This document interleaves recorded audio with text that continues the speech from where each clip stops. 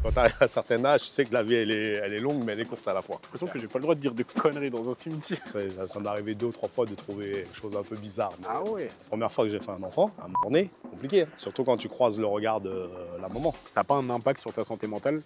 Non, parce qu'en fin de compte, la mort, ça fait partie de la vie. La mort coûte cher. Ouais. Voilà. Donc c'est pour ça que ça se prépare. Bonjour tout le monde, j'espère que vous allez bien. Troisième épisode de cette série que vous aimez bien. D'ailleurs, merci beaucoup pour vos retours sur les épisodes précédents. Qu'est-ce qu'on fait aujourd'hui? On est devant un cimetière, mais pas n'importe quel cimetière, on est devant le cimetière Montmartre, le troisième plus grand cimetière de Paris. Et on va rejoindre Steve, agent d'accueil et de surveillance au cimetière Montmartre. Je suis très curieux de savoir ce qui se cache dedans. C'est que la deuxième fois de ma vie que je rentre dans un cimetière, et tant mieux. Je suis très curieux de voir aussi ce que va nous réserver cette journée. Voilà, j'en dis pas plus, suivez-moi, on va rejoindre Steve tout de suite. Bonjour. Bonjour, on a un tournage avec Steve. Il est pas là? Je sais pas, Steve il est pas là. Steve au final il bosse pas, il nous a fait un prank aujourd'hui. Ah il est très déconneur Steve. Il adore rire. Il nous a fait venir pour rien. Salut Steve. Salut. Comment enchanté. ça va? Moi, Enchanté. ça va. Un peu stressé, mais bon, ça devrait le faire. Première fois devant la caméra? Ouais, je suis pas trop caméra. C'est vrai? Ouais, c'est Ah moi on vrai. m'a vendu ton profil, on m'avait dit que tu avais fait beaucoup d'interviews et tout justement. Non, j'ai fait des interviews comme ça, mais il y a toujours ce stress. Dès qu'on s'adresse à du public, il y a toujours un stress qui est là, quoi. On va découvrir ton métier du coup aujourd'hui. D'accord, oui. Agent d'accueil et de surveillance, Voilà, c'est ça? à Montmartre. Ouais, moi j'avoue, je suis curieux de découvrir ça parce que tu as vu, j'ai fait des épisodes avec un éboueur, avec un chef de cantine. Donc c'est des métiers que je connais plus ou moins parce qu'on les voit au quotidien. Cimetière, c'est la deuxième fois de ma vie là, que je rentre dans un cimetière. Ouais. Première fois, c'était au Père-Lachaise. Mhm. Deuxième fois, c'est ici. Donc Ouais. je connais rien du tout à ton métier. Est-ce que je peux te demander déjà de nous resituer où on est aujourd'hui, s'il te plaît? Alors aujourd'hui, vous êtes au cimetière de Montmartre, un des 3 plus grands cimetières parisiens. Le premier Père-Lachaise, deuxième Montparnasse et troisième Montmartre. Là, je vous ai mis par ordre de superficie. Ok, mais c'est vrai que je t'ai même pas demandé de te présenter à la caméra, mais est-ce que tu peux te présenter pour les gens Voilà, moi je nous regardent. je m'appelle Monsieur Servius, Steve, agent d'accueil et de surveillance des cimetières parisiens. Bon, ça fait 1 an et demi que je fais ce métier, qui est tout nouveau pour moi.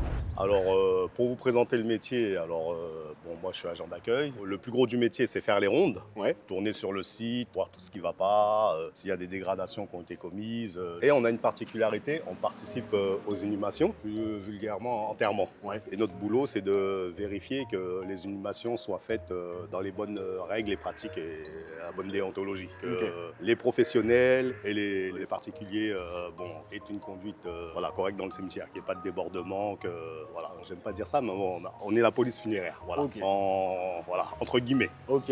Voilà. Et puis, ce que je voulais dire ici à Montmartre, ce qui est bien, c'est que c'est un cimetière historique. Ici, la plus célèbre, c'est Dalida. Ouais. Donc, si tu veux, vu que tu n'es jamais venu au cimetière, je peux t'inviter à découvrir la tombe de Dalida. Ah bah, voilà. À tout de suite.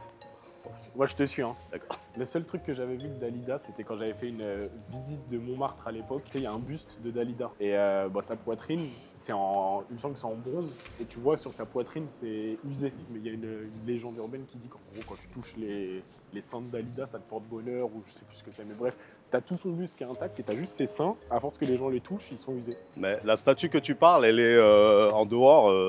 C'est pas. Nous, on a la statue, mais. Statue en taille réelle. C'est drôle parce que je pensais que ça allait être plus glauque. Un cimetière, tu sais, j'ai l'image glauque du cimetière, mais en vrai, là, je suis pas mal à l'aise. C'est parce qu'en fin de compte, là, vu que c'est un cimetière touristique, Ouais. qui est assez boisé, parce que moi, avant d'arriver dans ce métier, j'avais cette appréhension des cimetières. Ouais.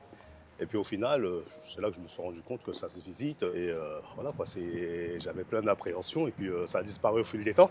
Et ce qui est bien quand tu bosses dans un petit cimetière comme ça, tu peux faire de l'histoire par rapport aux anciennes tombes. Ici, j'ai appris beaucoup de choses. Parce qu'il n'y a pas que Dalida, j'ai vu, il y a Stendhal. Il y a Stendhal, il y a Émile Zola, aussi, Alexandre Dumas. Et du coup, tu es pris de curiosité, toi, sur les personnes enterrées ici, sur leur histoire, etc.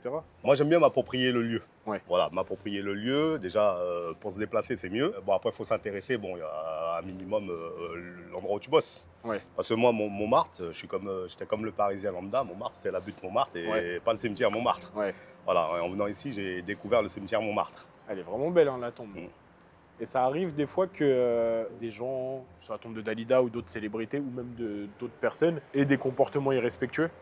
Moi, depuis que je suis arrivé, c'est jamais arrivé. Ici, les gens sont relativement calmes. Je pense que les gens dont tu décris, ils sont plus nombreux au Père-Lachaise. C'est ça, parce qu'au Père-Lachaise, il y a la tombe de Il Jim y a Jim Morrison. Morrison, il y a, bon, vu que c'est un site que je connais pas trop, je crois qu'ils sont plus nombreux au Père-Lachaise. Et il me semble, si je dis pas de bêtises, il faudrait que je revérifie, mais sur la tombe de Jim Morrison, les gens ils ont tendance à laisser des bières en hommage, des trucs comme ça, parce qu'il y a l'esprit exactement. rock, etc. Mais Exactement. la famille, j'ai peur de dire des bêtises, mais il me semble que la famille n'avait pas donné leur accord sur ça et il y avait eu certains problèmes par rapport à tout ça. C'est vrai, mais à partir du moment où tu es un personnage public, Ouais. c'est ça le revers de la médaille. Quand tu es connu, c'est très compliqué d'être anonyme. C'est clair.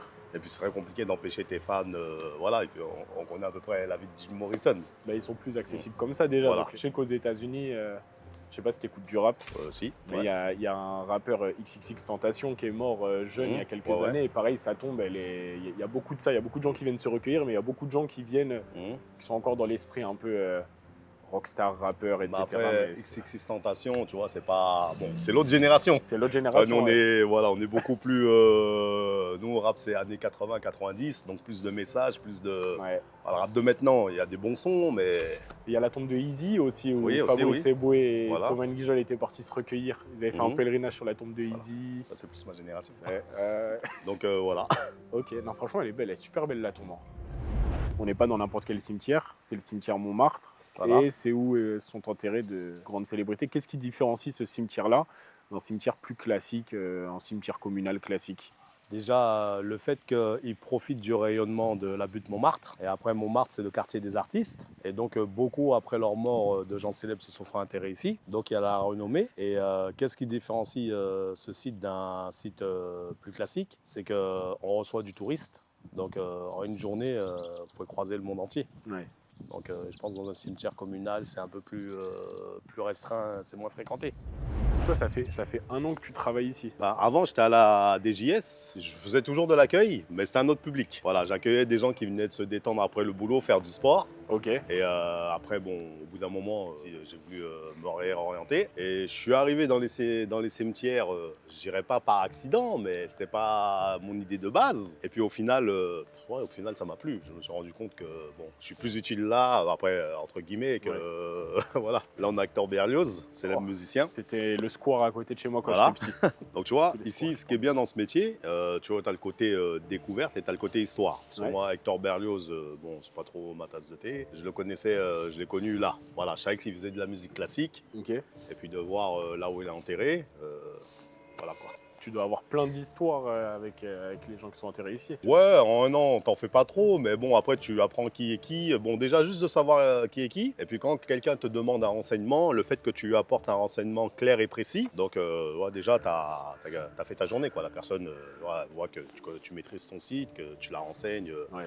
Voilà, quoi. Après, là, on a JB Greuze. Jean-Baptiste Greuze. C'était un peintre. Ouais. Et pour moi, les Ouais. plus belles sépultures, pour moi, c'est celle-là rehaussée d'une statue. Et elles ont une particularité, c'est que quand l'artiste est un peintre ou un écrivain, comme là c'était un peintre, il y a le chevalet à côté. Des fois, quand c'est un écrivain, il y a l'encre et la plume. Chez moi, mon père, il fait de la peinture, il adore Ouais. ça, mais on a deux faux tableaux de Jean-Baptiste Ouais. Greuze dans le salon. Et de l'autre côté, on a une autre star, François Truffaut, le réalisateur d'un dernier métro. Alors là, tu connais? Très grand réalisateur, mais même moi, j'ai pas trop connu. J'ai entendu parler du film. Et quand les gens viennent, ils déposent des fois des tickets de métro, des fois. Et ça, est-ce que vous avez des indications précises sur certaines sépultures? Je sais pas, à l'accueil ou même vous êtes au courant que sur cette tombe, bon, c'est autorisé. Par exemple, je sais pas si les mégots c'était autorisé ou autre. Non, c'est pas autorisé, mais c'est le côté, je veux pas dire fétichisme. C'est peut-être un mec qui fumait beaucoup, je sais pas. Ouais. Autant pour moi. J'imagine que quelqu'un qui était fan de Gainsbourg Ouais. lui mettra un petit paquet de cigarettes Ouais, parce qu'on l'a toujours connu. Peut-être lui, c'était le cas. Et c'est quoi l'objet le plus fou que tu aies pu trouver ou que tu as pu voir toi sur une sépulture? Ici? Ouais. Est-ce qu'on a pas un droit de réserve? Ah, il y a un secret professionnel sur ça? Voilà, non, l'objet le plus fou, c'est les gens fétichistes, bougies rouges, etc. Ouais, voilà, je pensais pas que. Voilà. C'est la même réponse qu'avec Diamé en fait. Voilà. La même réponse que dans la vidéo qu'on avait fait avec Ah non, Diamé. non, non, si, une fois, ça m'est arrivé 2 ou 3 fois de trouver des choses un peu bizarres. Mais, Ah ouais. ouais, c'est le côté occulte, voilà. Ah ouais, bon. Chacun ses délires. Hein. Mhm. Toi, t'aimerais qu'on mette quoi, toi, Tom, sur ta sépulture? Une caméra. Ça coûte cher, hein. Tu Voilà. coûtes cher, Tom. Pour accéder au métier que tu fais, agent, je le redis bien, agent d'accueil et de sûreté, c'est ça? De surveillance. Et de surveillance, Voilà. excuse-moi. Agent d'accueil et de surveillance, est-ce qu'il y a une formation particulière à faire? Est-ce qu'il y a des diplômes à avoir? Non, ça c'est un métier de catégorie C, donc accessible sans diplôme. Ouais. Ensuite, la formation, ben, vous êtes formé sur le tas avec les anciens. Ok. Et puis après, bon, comme tout, si tu es un agent d'accueil, bon, après, comme je te disais tout à l'heure, il y a des qualités à avoir. Mm. Si tu n'aimes pas faire un métier où tu es en contact avec le public, je te le déconseille. Ouais. Et après, si tu aimes travailler tout seul en plein air, c'est un beau métier, quoi. Et vous n'avez pas de test d'aptitude psychologique pour pouvoir Il travailler y dans un a, y a- cimetière? y a un test, un QCM, voilà, il y a un QCM. Quand tu assistes dans une inhumation, bon, moi je sais que la première inhumation que j'ai fait, ça m'a mis une pression. Ah ouais?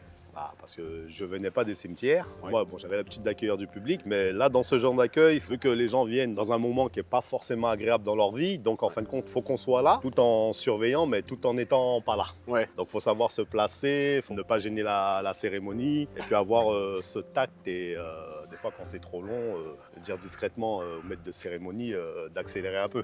Ouais. Demain, si par exemple il y a une inhumation et que tu te sens pas d'un coup, tu sens que bah, c'est trop fort émotionnellement pour Oui, toi, t'as le oui, droit de- oui, je peux demander à un collègue qui la fasse, je peux aller voir mon responsable que tu as vu là, lui dire que je la sens pas, je peux pas la faire. C'est pas considéré comme un abandon de poste Non, ou non, quoi non, que ce non, soit. non, non, non, au contraire. Non. Après, moi je me rappelle la première fois que j'ai fait un enfant, Ouais. un mort-né, compliqué. Hein. Ouais. Surtout quand tu croises le regard de la maman.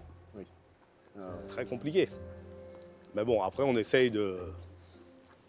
Voilà. Ça, moi, après, dès que je sors du boulot, j'aime bien, tu vois, aller me détendre, aller me balader. Voilà, je travaille dans un beau cimetière, Ouais. mais voilà, c'est mon travail. Tu as besoin de contraster ce que Voilà, tu fais à côté. exactement. L'inhumation, c'est Oui. Si tu veux, plus vulgairement, les enterrements. enterrement, ouais. Voilà. Mais en fait, déjà, ça, je voulais savoir. Est-ce Oui. qu'il y a des mots à ne pas dire? Parce que moi, Alors, je fais bien attention à dire décédé, d'accord. pas mort. Je sais pas Oui. si c'est péjoratif de dire mort ou si c'est mal tu vu. peux dire mort ou décédé, ça je pense. Mais après, la faute à pas faire, moi je l'ai appris ici. Ouais. Nous, on avait tendance à dire incinération. Incinération, ok. Mais l'incinération n'existe pas chez les morts, c'est la crémation. Incinérer, c'est pour tout ce qui est déchets. Ouais. Et crémation, c'est tout ce qui est corps. Ah, mais ça, c'est bon à savoir, parce que j'aurais Oui. tendance à dire incinération aussi, parce que c'est un incinérateur où on fait la crémation. Oui, c'est dans un- exactement, mais on brûle pas la même chose. Ok. Et toi, du coup, pendant les inhumations, c'est quoi ton rôle? Bah, mon rôle, c'est déjà, je prends le convoi à la porte. Il y a le corps, les maîtres de cérémonie, on les amène sur place. Ouais. Mais avant ça, il y a les marbriers qui procèdent à l'ouverture, ce qui est fait des fois 24 heures même avant l'inhumation. Et une fois que j'ai le marbrier ouvert et que moi j'ai vérifié que tout ne posait pas de problème, Ouais. après on doit faire le cheminement. Et là, c'est là que tu as la famille, le corps, etc. Et quand on arrive sur place, parce que ici il y a 30 divisions, comme tu peux le voir ici là. Et donc notre boulot, c'est de tourner sur tout le site et emmener les gens au bon endroit. Et tu dois assister à... En fin de compte, on assiste, Enterrement. oui, parce que notre boulot, c'est la surveillance. Ouais. Donc, on doit surveiller que tout est fait correctement, que les gens aient un bon comportement aussi. Donc, on assiste tout en... Voilà, c'est l'enterrement des gens. Ouais. Donc, il faut avoir cette petite distance, respectueux, tout ça. Voilà. Le fait d'être entouré de personnes décédées, enterrées, tous les jours dans ton travail, ça n'a pas un impact sur ta santé mentale? Non, parce qu'en fin de compte, la mort, ça fait partie de la vie. Donc, moi, c'est ma philosophie. Forcément, on sait qu'un jour, c'est notre finalité. Ouais. Mais après, ça te rend humble. Là, moi, j'arrive à 50 ans, donc tu sais, ça, on va dire, ça t'apaise, puisque tu assistes à des funérailles assez souvent. Donc, ça te rend plus humble dans la vie. Une particulière, la sax, c'est là que j'ai appris que le saxophone, que je pensais qu'il était américain, est belge. Et du coup, c'est le créateur du sac, Adolphe Le créateur Sax. du saxophone, voilà, Alors il y a ça- la plaque là. Ah, ça, par contre, ça, c'est fou, ça. Voilà, j'ai appris ça. Adolphe Sax, inventeur du saxophone. Je savais pas, Ouais. il y a beaucoup de personnes qui portent le nom d'objets qu'ils ont créés. Ah bah oui. Je crois que le créateur de la poubelle, son nom de famille, c'est Ouais, Poubelle. Eugène Poubelle, oui. Eugène Exactement. Poubelle. Il y a l'école des formateurs des éboueurs, l'école Eugène Poubelle. Et puis là, on a Jean-Bernard Léon Foucault.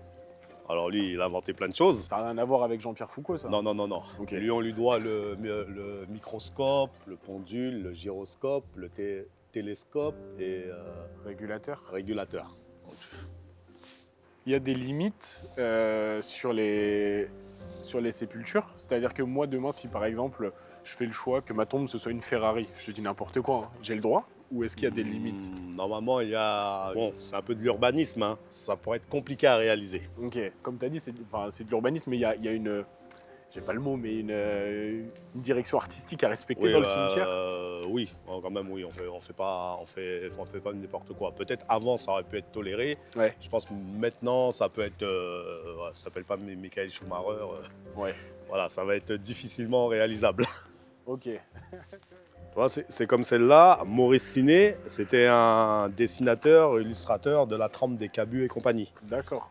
Et d'après ce qu'on m'a dit, c'était un mec qui avait de l'humour. Il voulait faire un doigt d'honneur à la mort. Ça n'a pas été autorisé, donc il a détourné le concept. Grave. Et là, tu vois, c'est écrit mourir plutôt crever.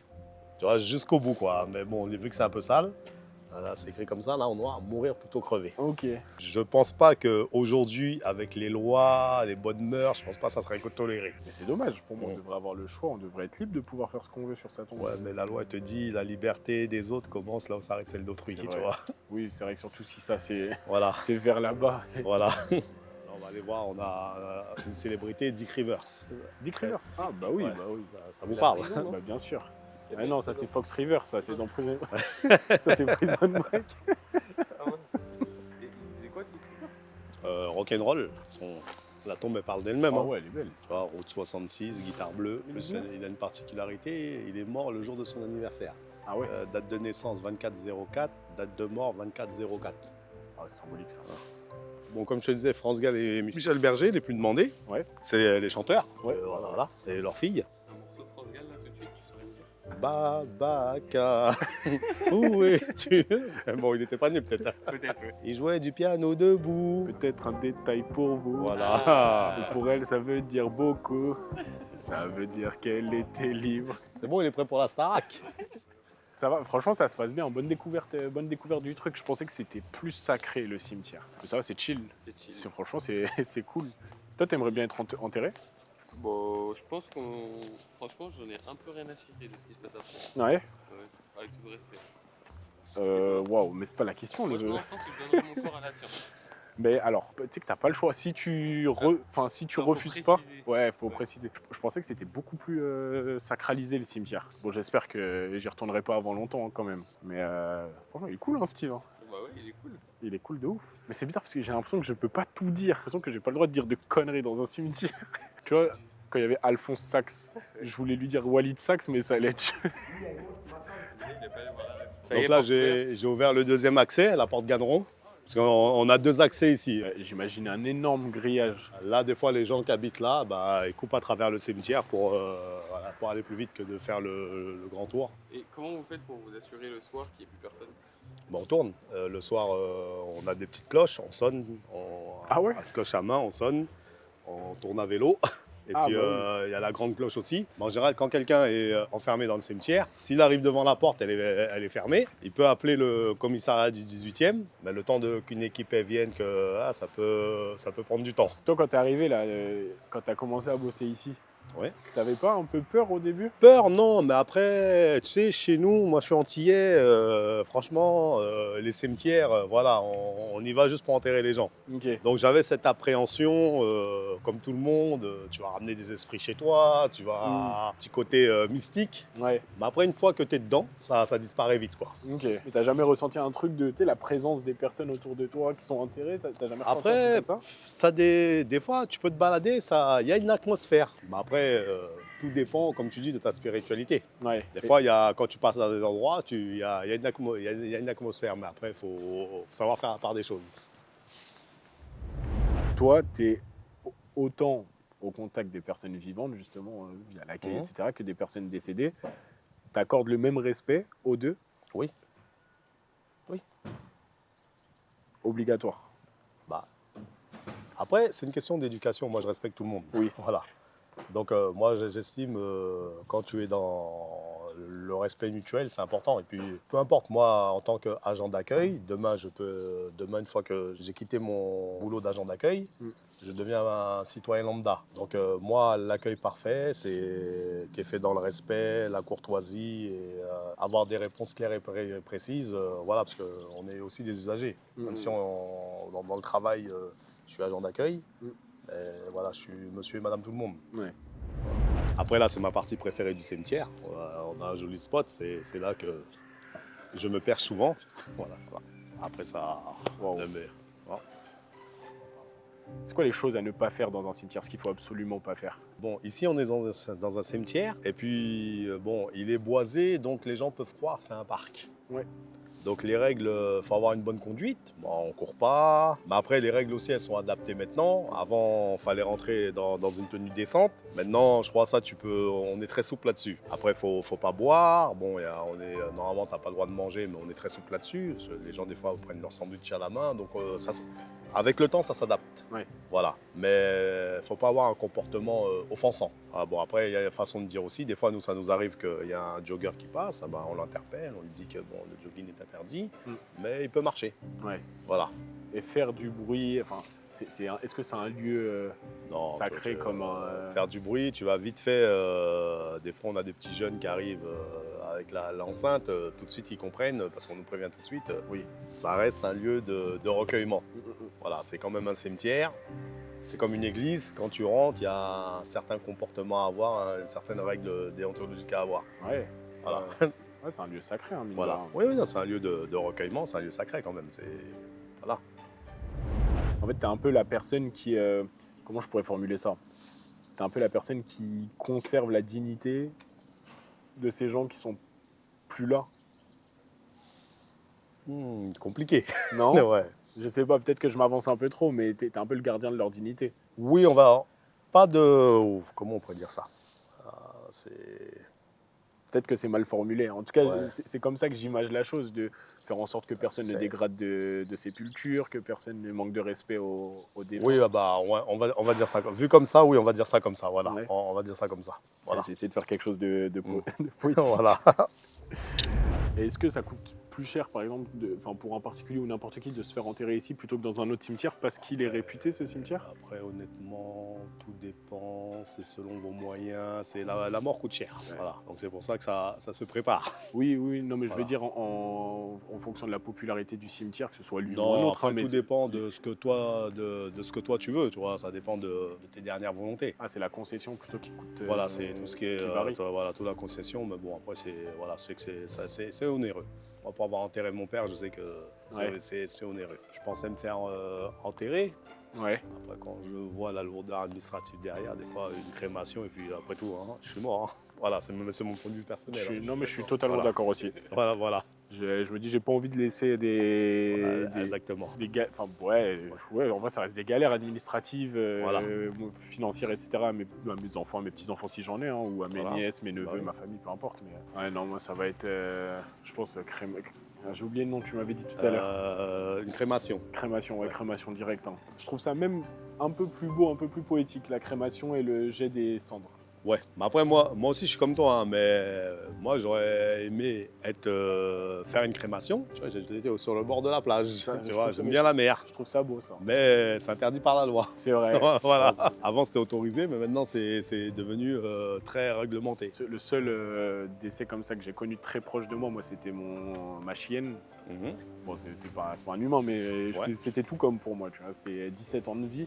Bah oui. Et quand on l'a fait, quand on a fait Bien sa sûr, crémation, la société qui s'occupait de ça, en fait, ce qu'ils font, c'est qu'ils jettent les cendres dans une forêt Ouais. et que, il me semble, c'est transformé en En engrais. engrais, Fertilisant. exactement. Voilà. Donc, je trouve ça beau.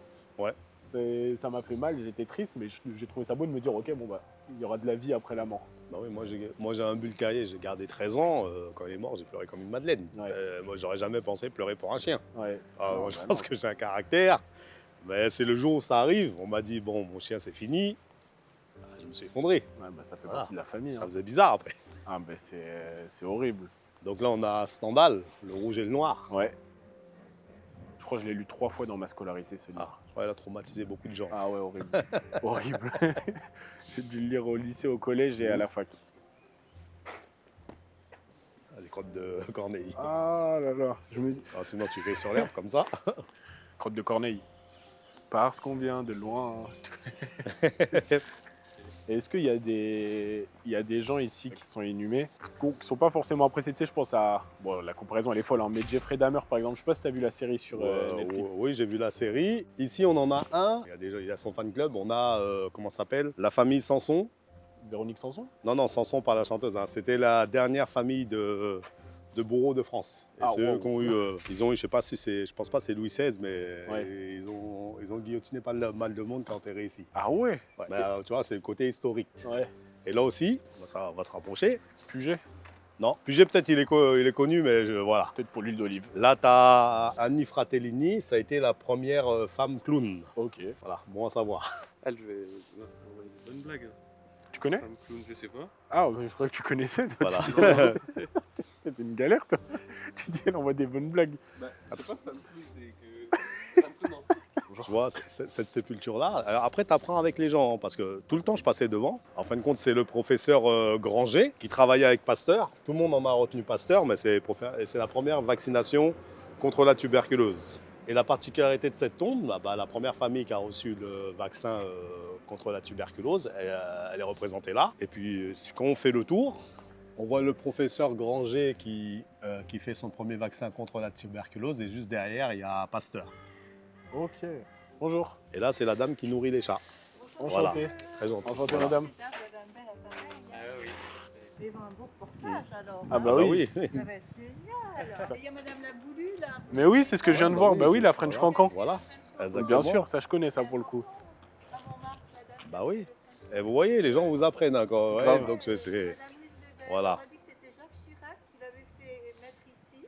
Ok, Qu'elle était dans un cimetière, paraît-il, un peu abandonné. ok. Et quand il a su, il a dit non, il faut qu'elle vienne ici parce que c'est elle qui a fait French Cancan. Ok. Voilà. Madame Louise Lebel l'a voulu. Merci beaucoup. Dans la grande modestie. Bonne journée. Merci madame. Donc vous voyez, donc ça reste familial. C'est une dame qui nourrit les chats. Elles sont plusieurs. Ouais, Parce qu'on a des chats plus ou moins sauvages ici. on en a vu un sur le Voilà, scooter qui tout sont à l'heure. la star noir et blanc là. Ouais, c'est c'est la deuxième star du cimetière. Et, Est-ce que la première c'est toi?